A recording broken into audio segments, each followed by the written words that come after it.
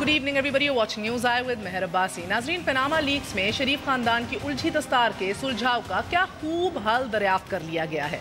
पंजाब हुकूमत ने मियां नवाज शरीफ की जिंदगी पर मबनी दास्तान हयात नामी एक किताब शाया करवाकर पनामा से मुतासरा साहब की बहाली का चुनीदा हल निकाल लिया है। मुस्तजाद ये कि मियां साहब की इस सवाने उम्री के साथ पंजाब के महकमाए आर्काइव्स एंड लाइब्रेरीज ने एक ख़त के ज़रिए सूबे की लाइब्रेरियों और एकेडमिक्स यानी तालीमी इदारों को किताब ख़रीदने की हदायत जारी कर दी गई हैं। सवाने उम्री लिखने और इसे पब्लिक करने पर हमें कोई एतराज़ नहीं, लेकिन आज़ादी इजहार हर एक का अपना हक है नेचुरली। मगर दो बातें लम्हा फ़िक्रिया ज़रूर हैं। एक तो ये कि किताब लिखकर मियां साहब को दुनिया की उन मुमताज़ शख्सियात की सफ़ में खड़ा करना मकसूद है कि जिन्होंने हकूक़ इंसानी, मुल्की खिदमात और जमहूरियत के लिए अपनी पूरी ज़िंदगी दाव पर लगा दी। मसलन नेल्सन मंडेला ने 27 बरस जिंदान खाने में गुजारे और इसके बाद दास्तान हयात लिखने का शर्फ पाया। दुनिया महातीर मोहम्मद मुआज़ तुंग की सवाने उम्री लिखे तो बात समझ में भी आती है, मगर हमारे मियां साहब पर जब भी उफ्ताद पड़ी, ये अपने दोस्तों को छोड़कर पतली गली से जद्दा पहुंच गए। किताब छापने पर एतराज़ नहीं, एतराज़ सरकारी इदारों को किताब की खरीद का पाबंद बनाना है, सरकारी फंड्स का इस्तेमाल करना है, इसे अवाम पर मुसल्लत करना जमहूरी नहीं आमराना रीत है। सवाल ये है कि क्या मियां साहब की खिदमात पर मबनी इस किताब के भी सारे सफ़े मुकम्मल होंगे भी, या इसमें से भी IJI में किरदार, असगर खान केस, बेनज़ीर हुकूमतों का खात्मा, कारगिल का अरमिया, परवेज़ मुशर्रफ से मुआहिदे जैसे सफ़ात गायब हैं।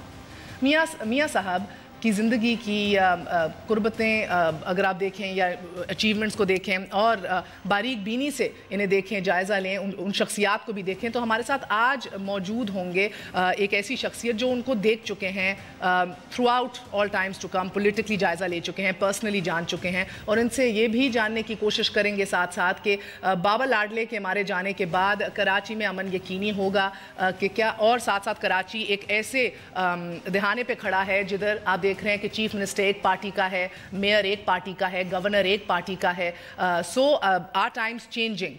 साथ बहुत अहम डेवलपमेंट, इंटरनेशनल डेवलपमेंट, क्या ट्रंप की जारहाना पॉलिसियों के नतीजे में पाकिस्तान को जो करना है वो पाकिस्तान कर रहा है। आपको आज बताती चलूं कि ट्रंप एडमिनिस्ट्रेशन ने ये फैसला कर लिया है कि वो अपने US गवर्नमेंट प्रोग्राम को रीवैम्प कर रहे हैं, रीनेम कर रहे हैं। वो प्रोग्राम जो काउंटर करता था हर किस्म के नज़रियाती वायलेंट तशद्दुद पर मबनी आइडियोलॉजीज़ को, अब वो सिर्फ और सिर्फ फोकस करेगा इस्लामिक एक्सट्रीमिज़म के ऊपर। प्रोग्राम जिसका नाम था Countering Violent Extremism, CVE, as most of us knew it to be, अब ये तब्दील हो रहा है इनटू काउंटरिंग इस्लामिक एक्सट्रीमिज़म या काउंटरिंग रैडिकल इस्लामिक एक्सट्रीमिज़म, और अब सिर्फ और सिर्फ एक मखसूस ग्रुप को टारगेट किया जाएगा। अब उन ऐसे ग्रुप्स जिनको वाइट सुप्रीमिस्ट कहा जाता है उनको टारगेट नहीं किया जाएगा जो सारी बॉम्बिंग्स, सारी शूटिंग्स के पीछे अमेरिका में पाए जाते हैं। They will not be targeted. कौन टारगेट होगा ये आप और मैं बेहतर समझते हैं। इन सारे इशूज़ के ऊपर बात करने के लिए हमारे साथ मौजूद हैं शेख रशीद साहब। शेख साहब अस्सलाम वालेकुम। वालेकुम अस्सलाम। कैसे हैं आप सर? अल्लाह का शुक्र है। अच्छा शेख साहब, पहले तो मैं आपसे इस किताब के बारे में बात करना चाह रही हूँ, दास्तान हयात, जो अब एक नोटिफिकेशन भी हम टेलीविज़न पे दिखा रहे हैं। अब तमाम तर सूबे के अंदर, पंजाब के अंदर, ये सारी पब्लिक लाइब्रेरीज़ के अंदर और एकेडमिक्स का हिस्सा बना दिया जाएगा। मियां साहब की ज़िंदगी के ऊपर एक मुल्तान बेस्ड सहाफ़ी से किताब लिखवाई गई है। बहुत पहले करना चाह रहे थे, मगर अब स्पेशली आफ्टर पनामा इसके गो हेड्स सारे आ गए, नोटिफिकेशन भी हम दिखा रहे हैं। आपका क्या रद्द अमल है? जब अयूब खान जाने वाले थे, मुझे अच्छा याद है, एक उर्दू बाज़ार में बड़े कन्वेंशन फ्रेंड नॉट मास्टर किताब जो है, वो फ्रेंड नॉट मास्टर किताब बड़ा उसका नोटिफिकेशन जारी हुआ और बड़ी ज़बरदस्त उसकी पब्लिसिटी हुई और इश्तहार छपे और कंपनी की मशहूरी बिल आखिर वो रद्दी में बोरियों के हिसाब से बिकी। और अली बाबा 40 चोर की भी एक किताब थी, उसने भी बड़ा नाम पाया। आप ये देखें कि अली बाबा 40 चोर भी किसी ज़माने में हम छोटे छोटे होते थे तो मोहल्लों में जो किराए की दुकानें होती थी ना, तो उन पे मिलती थी बाज़ मोहल्ले में। अब तो लाइब्रेरियाँ ख़त्म हो गई, करियाने की दुकानों के साथ छोटे मोटे। सर जी क्या बातें कर रहे हैं, इनकी तरफ से अल्लाह ने सो मोटिव ले लिया नवाज शरीफ के खिलाफ, ये सारी चीज़ें उनके खिलाफ जा रही हैं। अल्लाह ने 100 मोटिव लिया है, कभी घोड़ा आ जाता है, कभी C-130 आ जाता है, कभी कतरी ख़त आ जाता है, और मुझे ऐसा उम्मीद है कि एक और कतरी ख़त आ जाएगा। सो नैले पे दैला जब किसी की देखें, हमारे बुजुर्ग कहा करते थे अल्लाह ताला अगर गलतियां ना करवाए तो लोगों के लिए, दूसरे लोगों के लिए मौके नसीब नहीं होते।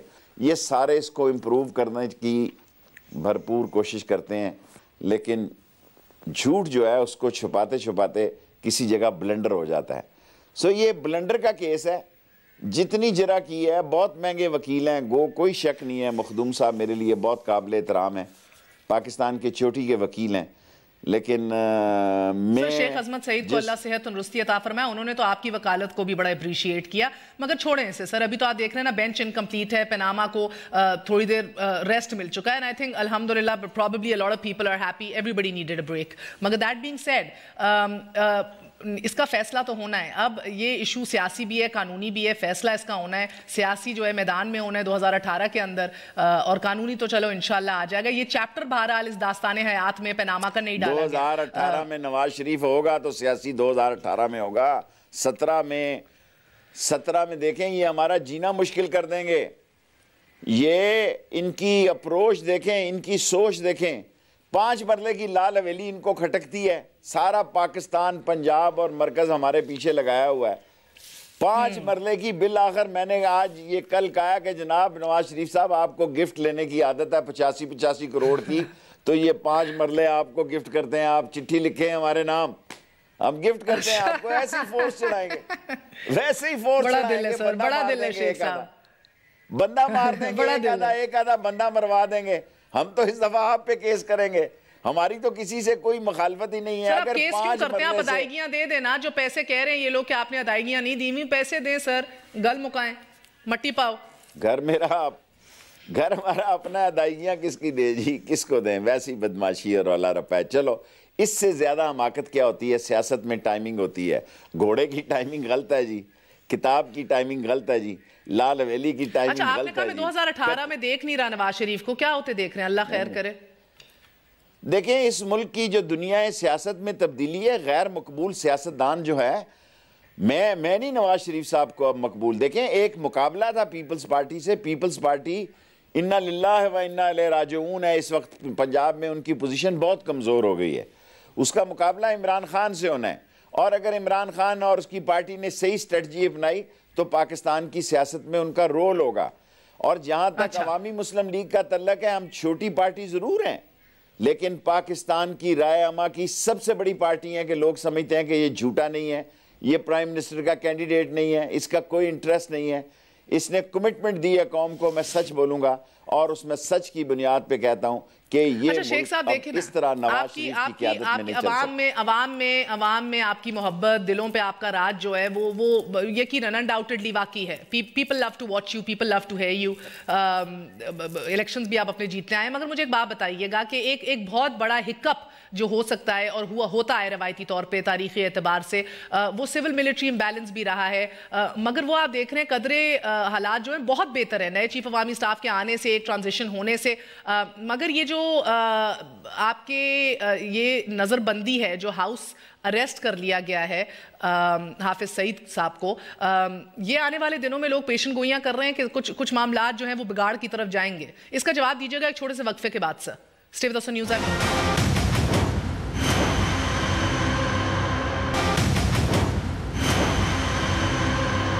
वापस आने का शुक्रिया, welcome once again to news. So Sheikh साहब, सिविल मिलिट्री हालात आप 2018 तक इंशाल्लाह ताला इसी तरह स्मूथ सेलिंग देख रहे हैं आफ्टर, और साथ मुझे बताइए कि हाफिज सईद की नज़रबंदी को आप किस तनाजुर में देख रहे हैं? देखिए, नवाज शरीफ इतना तो नहीं ना कि फ़ौज की मर्ज़ी या रजामंदी के बगैर या एक अंडरस्टैंडिंग के बगैर ये बात हुई हो, लेकिन फ़ौज की अपनी सूरत हाल ये है कि कमर्स बाजवा साहब जिस दिन पहले दिन फार्मेशन कमांडरों की मीटिंग हुई तो पहला क्वेश्चन जो था दैट वाज डॉन लीक्स, और ख़ुद ISPR ने पहली कॉन्फ्रेंस में कहा कि डॉन लीक्स का भी फैसला हो जाएगा। ये पहली कॉन्फ्रेंस कल की है या परसों की है उन्होंने। सेकंड, जो कुछ खारिया में हुआ है मैं वो एक्सप्लेन नहीं करना चाहता, मैं किसी के लिए मसला भी नहीं पैदा करना चाहता। That is the resentment in all the section। जब जजेस कहते हैं कि अगर अदारे काम कर रहे होते, अगर FIA काम कर रही होती, दूसरे कर रहे होते, तो हमें मगजमारी की क्या जरूरत थी। जब TOR बन रहे थे 7 महीने इन्होंने TOR लगाया कि नवाज शरीफ का नाम कट दो, बेशक मरियम का नाम डाल दो, हसन का डाल दो, हुसैन का, just of the Nawaz Sharif. उसके बाद आप देखें कि एक दरख्वास्त दी है स्पीकर को नवाज शरीफ साहब के खिलाफ, तो उसने तलाल वगैरह से दरखास्तें मंगा के इमरान खान के खिलाफ दरखास्त दे दी है और जहांगीर तरीन के खिलाफ दरखास्त दे दी है। पंगा तो ये खुद ले रहे हैं, और ये पंगा इतना सीरियस हो गया है, इतना सीरियस हो गया है कि अब इस मुल्क में कोई गुंजाइश नहीं है कि इंसाफ से हटकर फैसला आने की। अच्छा, मगर सर पंगा किससे ले रहे हैं ना, पंगा किससे ले रहे हैं? पंगा किसी की बैकिंग के बगैर नहीं हो सकता इस बड़ा पाकिस्तान अफसोस में। है। अगर ठहरो, अगर आप जैसी पढ़ी लिखी खातून ऐसी बातें करेगी तो फिर अवामी मुस्लिम लीग जो गरीब आदमी की और डेंटर और पेंटर और वेल्डर और मैकेनिक की पार्टी है, वो किधर जाएगी? पंगा लेने के लिए इनके जो अहलकार हैं वो काफ़ी नहीं है कि जज साहब कह रहे हैं कि हम देख रहे हैं इसमें से सफ़े गायब हैं, हम फिर देखते हैं सफ़े गायब हैं, और हमें कहा जा रहा है जनाब अली कि आंखें खोल के देखो ये सफ़े पूरे हैं। वो वकील को कहते हैं कि बताएं भाई ये सफ़े गायब है, आप भी वहाँ बैठी हुई थी। और जो जुबान राना सनाउल्लाह इस्तेमाल कर रहा है कि गली गली से ताबूत निकलेगा, तुम्हारे ताबूत निकलने का वक्त मेरी बात हुई और उन्होंने कहा कि मुझे 2 इंस्ट्रक्शंस हैं। एक तो वजीर आजम से इंस्ट्रक्शंस हैं कि रोज जाके बाहर बयान देने हैं, दूसरा हम देख रहे थे कि हमने न्यूट्रलाइज करना है किसी तरह। रोज इतना जो दबाव डाला जाता है PTI की तरफ से, जब तक हमारे पहली सफ के जो वज़रा हैं कैबिनेट मिनिस्टर्स वो नहीं पहुंच के दबाव बढ़ाएंगे तो न्यूट्रलाइज नहीं होगा बेंच। ये उनकी स्ट्रैटेजी है जिसकी वजह से आप ये बातें सुन रहे हैं और देख रहे हैं। ये पहली सफ के लोग नहीं है। मरियम तैरा औरंगजेब को निकाल दो, मेरी बेटियों की जगह मुनासिब नहीं लगता। तैरा औरंगजेब हमारे ग्रुप से काउंसलर थी और सारे मामला। बाकी कोई बंदा ऐसा नहीं है जो पिछली हुकूमतों के आगे धमाल डालता रहे। आप पुरानी केस निकालें, पर चले जाने दे बात को। मुझे एक बात बताएं सर, PMLN ने तहरीक इंसाफ के करारदाद लाई। जी आप करें बात, मुझे बात खत्म कर लें प्लीज, मुझे बात। देखें ये केस को खराब कर रहे हैं, ये अंदर केस लड़ नहीं रहे इनके वकील, ये बाहर आके मीडिया खेल रहे हैं। और मीडिया की जो बात आपने जान दियो केस को सर, आज और 2-3 बड़े अहम इश्यूज आपसे डिस्कस कर रहे हैं। चलो आपकी फरमाइश पे जाने देते हैं। बहुत शुक्रिया सर। मुझे बताइए कि एक तहरीक इंसाफ एक करारदाद लेकर आई है, मगर PMLN ने वो रिजेक्ट कर दी। ये थी कि जो ट्रंप ने मुस्लिम वीज़ा बैन जो लगा रहा है, इसके ऊपर ऑपोजिशन चाह रही थी कि हुकूमत वक्त जो है इंटरनेशनली एक अपना मौक़िफ़ पेश करे, इसके खिलाफ अपना बयान दे और अपनी पॉलिसी जो है वो मुरतब करे। इस रेजोल्यूशन को मकसद था पाकिस्तान ऑफिशियली इशू को रेज करे बैन के हवाले से, हुकूमत ने इसको रद्द कर दिया, रिजेक्ट कर दिया। देखें हुकूमत नाम की कोई चीज़ हो ना, नवाज शरीफ साहब इस तरह पर्ची रखते हैं, इस तरह I take this opportunity to recommend और टू से टू दिस। क्या यार क्या बातें हैं आप, ये लीडर हैं। अब शेख रशीद जैसा आदमी यूनाइटेड नेशन से बगैर तकरीर देखे अगर खिताब कर सकता है, तो ये पैसे दे के दाखिला लेने वाले कैसे खिताब कर सकते हैं? सेल्फ क्या किस दाखिला क्या कहते हैं उसको, जो पैसे दे के दाखिला लेते हैं? सेल्फ सेल्फ उसको कहते हैं, सेल्फ क्या स्कीम कहते हैं। हाँ, सेल्फ फाइनेंस स्कीम के तहत ये दाखिला लेने वाले हैं। स्पोर्ट के तहत ये रेलवे में भर्ती होके ओ बाबा ये माल लगाते हैं, माल बनाते हैं, माल कनाते हैं, माल टपाते हैं, माल बाहर ले जाते हैं। इनका माल इनके गले पड़ने जा रहा है इंशाअल्लाह ताला, ये माल गले पड़ने जा रहा है। और कोई इज्जत की चीज होती है जी, इज्जत भी कोई चीज होती है। दुनिया में कई ऐसे लोग होंगे जिनके पास नवाज शरीफ से ज्यादा दौलत होगी, शायद अब पाकिस्तान के पहले लोगों में या दूसरों में आ गए हो नंबर 1, लेकिन इज्जत वाले लोग भी जिंदा हैं। बाज लोग दौलत के लिए जिंदा है, बाज लोग इज्जत के लिए जिंदा है, और बाज लोग अपनी औलाद को नेक नाम, एक मेरी बात सुने, अब बात नेक नाम देने के लिए इन्होंने अपने वालिद की कब्रों को ट्रायल पे चढ़ा दिया। यहां कई ऐसे लोग हैं जनाजे में कहते हैं लोगों अगर हमारे बाप का कोई लेन देन हो तो जनाजे से पहले हमसे बात कर लें, क्योंकि अल्लाह के नबी ने कहा कि आप 10 दफा भी जनाजा पढ़ें तो वो जायज नहीं हो सकता। और यहां बाप की कब्र को भी इन दी एंड वकील कहता है बिकॉज द लेट मियां नवाज शरीफ इज नॉट, अल्लाह ताला उनको जन्नत में जगह दे, बहुत नेक इंसान थे। कि he is not available, so what can we say my lord. तो फिर किधर जाए ये कौम? कौम भी जनाजे में उतर जाए, कौम भी कब्र पे उतर जाए, कौम भी चले जाए वहीं खूह खाते में। 800 करोड़ रुपए का एक एक फ्लैट है 18 साल के बच्चे का और 19 साल 2 महीने की बच्चियों का, 18 साल और 16 साल और 17 साल। और हमें कोई पिया नहीं रखवा दो यार। 6 डाके पड़े हैं कल पिंडी में, दिन के अंदर लियाकत रोड में 6 डाके पड़े हैं और डाकू एक दुकान से दिन में दूसरी दुकान में गए हैं। 2 घंटे बाद पुलिस पहुंच रही है। सिविल वॉर और क्या होता है जी? लोगों के पास पैसे नहीं, लूट रहे। लोगों के पास पैसे नहीं हो, लूट रहे। अगर इस मुल्क में दयानतदार क़यादत हो, उस थानेदार को टिकटकी पे लगा दे कि शहर में 1-2 घंटों में 6 दुकानों पे वो दंदनाते हुए लूटते हैं और मेन शहर के अंदर लूटते हैं। कोई पूछने वाला नहीं है। न पानी है, न गैस है, न बिजली है। अस्पताल आप कर रही हैं। 8 साल से 6 साल से मेरा माँ और बच्चे का अस्पताल बना है, 6 बिलियन रुपीस लगे हुए हैं। सदर का कॉलेज बना हुआ है, 90% बना हुआ है। सिर्फ शेख रशीद की सजा उसके हल्के को दे रहे हो। ऐसा नहीं होगा नवाज शरीफ साहब। अल्लाह के यहाँ देर है, अंधेर नहीं है।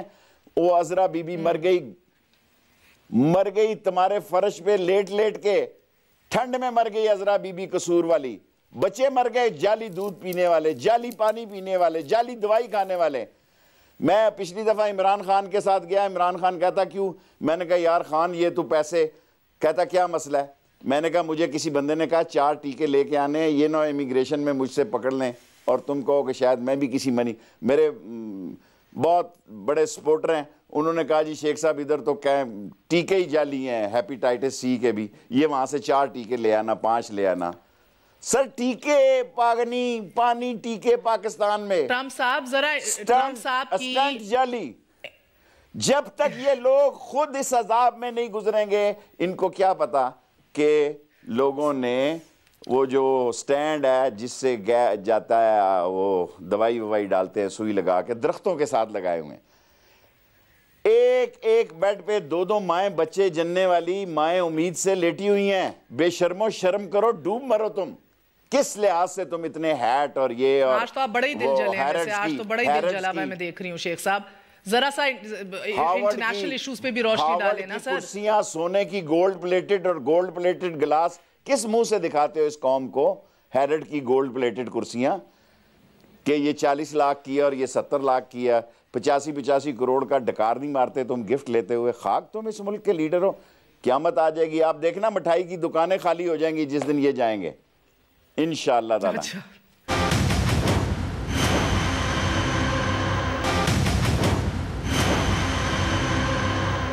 अच्छा सर, मुझे एक बात बताइएगा, अब नवंबर में डोनाल्ड ट्रंप के इलेक्शन के बाद आपने देखा है कि एक इनफेमस कॉल आई, बड़ी वाहवाह हुई कि यार बात हुई है नवाज शरीफ साहब और ट्रंप की। उसके बाद से जो प्रेशर बिल्डअप हो रहा है, मैं ये समझना चाह रही हूँ कि वीज़े के ऊपर बैन, इमिग्रेशन बैन, इन आप देख रहे हैं OIC जो मुस्लिम ममालिक इत्तेहाद है वो भी कमज़ोर पड़ा है, कमज़ोर है। सऊदी अरेबिया ने भी इसकी खिलाफ कोई स्टैंड नहीं लिया।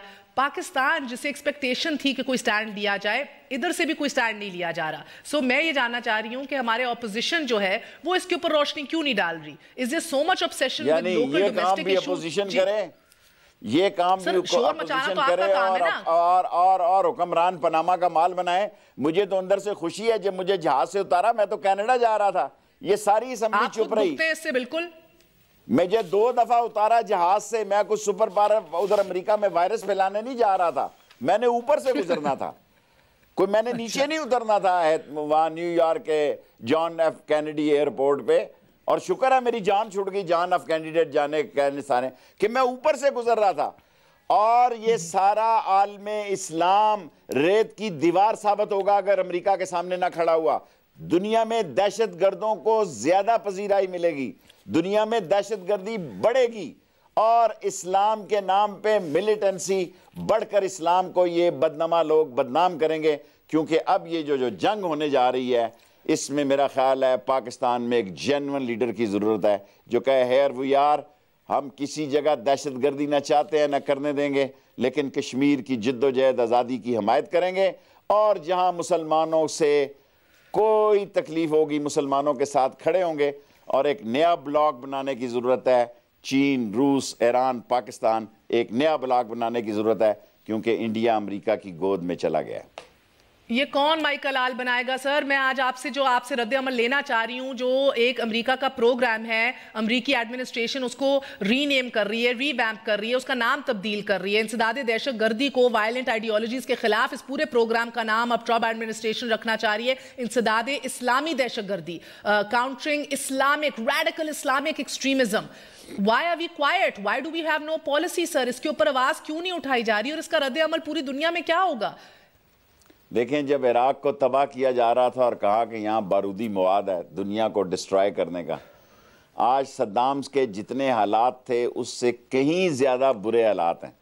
जब मैड कज़ाफ़ी कहा जा रहा था तो मैड कज़ाफ़ी से कहीं ज़्यादा बुरे हालात हैं आज लिबिया के। यमन की क्या सूरत हाल है, ट्यूनिस की क्या सूरत हाल है, सऊदी अरब के क्या हालात पैदा कर दिए गए हैं कि रोज़ा रसूल पे धमाके हुए हैं, कल परसों जिद्दा में धमाके हुए हैं।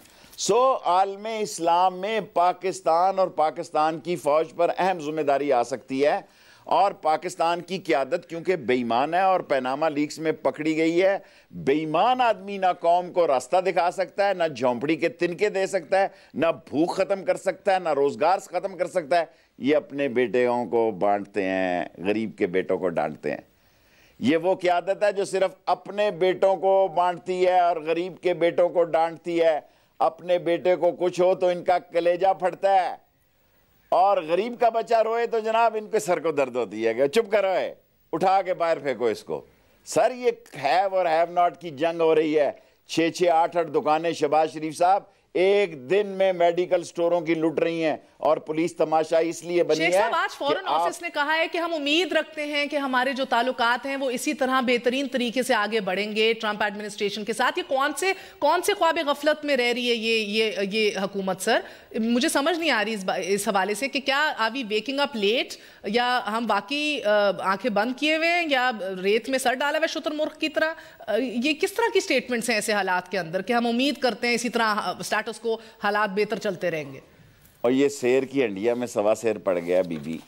ये खाना नंबर 3 और 2 के लोग एक पे आ गए हैं। एक क्लिंटन ने ज़रा सा वो ऊपर चढ़ के 2 सीढ़ियाँ पूछ लिया था सारी दुनिया में। एक फ़ोन ट्रंप ने किया, सारी दुनिया में ये खुद भी जलील हुए, पाकिस्तान का भी नाक कटवाया कि जी वो ट्रंप ने फ़ोन कर दिया, और सारी बातें वो भी कह दी जो शायद उसने ना कही हों, उसको भी जग हसाई हुई। इससे कहीं बेहतर वो अनपढ़ मोदी है, वो हिंदू दत्त का जो पैगंबर है, पैगाम फैलाने वाला है, जो मुसलमानों का दुश्मन है। कम से कम उसे इतनी अकल है कि उसे भी 8-10 दिन पहले ट्रंप ने फ़ोन किया, उसने कंपनी की मशहूरी के लिए शुद्ध शार्टन उन्हें कहा जी हो ठीक हो ना, बाल बच्चे ठीक हैं, मैं आ रहे हैं अगले साल इंशाल्लाह। क्या बातें हैं यार। This is a diplomatic blunder. ये बात लीक ही नहीं होनी चाहिए थी। पर्सनल टेलीफोन कॉल्स लीडर्स के दरमियान कभी लीक नहीं होती है। पता नहीं किसका ब्लंडर था। एक वक्फे से पहले बता दीजिए, अभी तक ट्रंप जो है अपने तमाम तर वादों के ऊपर पूरा उतर रहा है, और ट्रंप ने यह भी कहा था कि मैं शकील अफरीदी को, जो ओसामा बिन लादेन के रेड में जिसने कलीदी किरदार अदा किया था, वापस लेकर आऊंगा, जो पाकिस्तान में अभी मौजूद है, जिसके खिलाफ केसेस चल रहे हैं। आपको लग रहा है अनकरीब हमारी हुकूमत इधर भी प्रेशर में आ जाएगी, इधर भी दबाव में आएगी, शकील अफरीदी को हैंड ओवर कर दिया जाएगा? सारी हुकूमत को इतना फ्री हैंड हासिल नहीं है।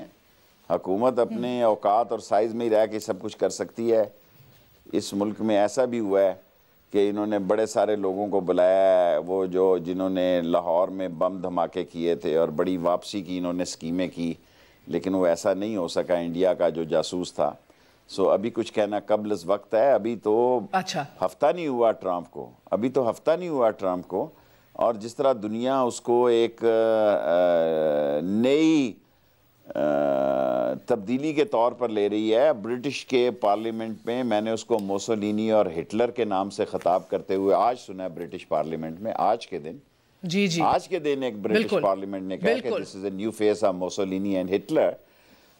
आलमे इस्लाम अगर इसके लीडर नहीं जागेंगे, इस्लाम तो जिंदाबाद होगा, आलमे इस्लाम तो जागेगा। इस्लाम एक इन चोर शख्सियतों को, पनामा के डाकुओं और लुटेरों का नाम नहीं है। इस्लाम इस्लामाबाद का नाम नहीं है। इस्लाम के साथ लोगों की कमिटमेंट है, और इस्लाम न टेररिज्म। एक वक्फा ले लूं सर, वक्फे के बाद फिर हाजिर होते हैं। हफ्ता 4 दिन जिस ट्रंप को आए हुए हुए हैं, बहरहाल दुनिया में शोर उठ गया जिस तरह शेख साहब दुरुस्त फरमा रहे हैं, लेकिन इस छोटे से टाइम के ऊपर हम लोग अपने जो मौक़िफ़ था अदालतें आज़ाद हैं उस मौक़िफ़ के ख़िलाफ़ जाते हुए हमने हाफिज़ सईद को भी नज़रबंद कर लिया है। साथ शकील अफरीदी की भी अब बात हो रही है that he needs to be handed over. एक छोटा सा वक्फे के बाद आते हैं कराची के ऊपर नज़र डालेंगे शेख साहब के साथ। Everything seems to have changed. Are we headed in the right direction? Stay with us on News Eye.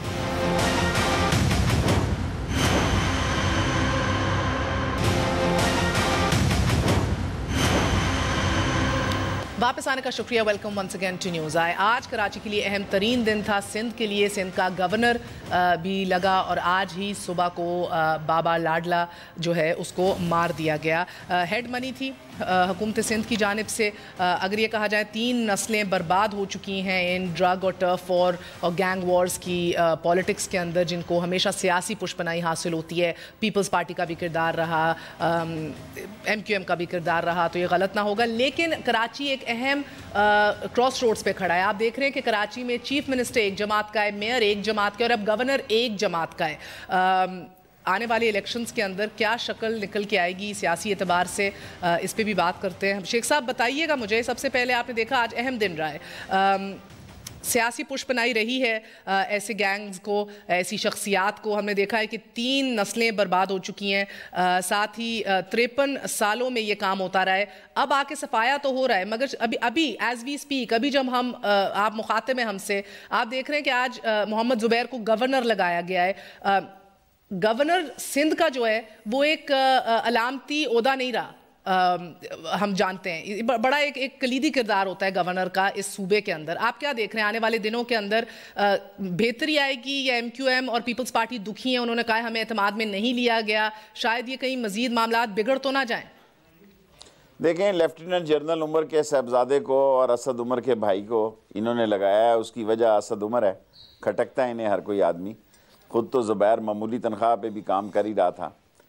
और आपने सारी पार्टियों का नाम लिया, मेयर फलानी पार्टी का। आपने ये नहीं कहा कि फ़ौज भी एक पार्टी की है, वो पाकिस्तान पार्टी है। पाकिस्तान पार्टी का मतलब मेरा ये मेयर वाली पार्टी नहीं है। सो पीपल्स पार्टी अपने शदीद मसले में इन्वॉल्व है, क्योंकि मैं पिछले दिनों चाहता था कि एतजाज़ एहसन और लतीफ़ खोसा मेरा केस लड़े। लतीफ़ खोसा तो बिल्कुल भाइयों, उसने कहा शेख रशीद अगर मुझे आसफ जरदारी की नाराज़गी भी लेनी पड़ी तो आपके लिए हाजिर हूँ। एतजाज साहब ने मुझे कहा कि आप किया था एतजाज एहसन और लतीफ़ खोसा को? जी हाँ, मैंने 3 खाने खाए लतीफ़ खोसा के साथ, 2 खाने खाए एतजाज के साथ। और एतजाज साहब ने क्या कहा? एतजाज ने कहा कि आसफ जरदारी को फ़ोन करो। मैं कहा यार बिलावल की बात कर, तू उसका मसला हो तो मैं कर सकता हूँ, आसफ जरदारी का मैं नहीं फ़ोन कर सकता। उसने कहा फिर शाह महमूद करे। मैं कहा वो इमरान खान इतना पागल नहीं है कि वो भी फ़ोन करे। मैंने कहा अल्लाह मालिक है, हम खुद लड़ेंगे और इन तीनों वकीलों से ज़्यादा अच्छा लड़ेंगे और रिबटल में ऐसा केस लड़ेंगे। वकालत करने और केस लेने से पहले भी एतजाज साहब जो है आशीर्वाद लेते हैं जरदारी साहब की, या ये केस ऐसा अनोखा है जिसके ऊपर पीपल्स पार्टी जरा अटकी हुई है? मैं वो बात कहता हूँ जो मुझ पे बीती है। मैं उससे ज़्यादा एतजाज़ मेरे दोस्त हैं और पॉलिटिकल पर्सनैलिटी हैं और लॉ में बड़ा नाम है। मैं 2 दफ़ा हम भी बड़ा एहतराम करते हैं। मैंने तो अपने इंटरव्यू में शेख साहब उनसे पूछा हुआ बराह रास्त कि आप जैसे बंदे ने जो रोज आके मुझे कहा कि आसफ जरदारी फ़ोन करे, मैंने कहा बिलावल की बात।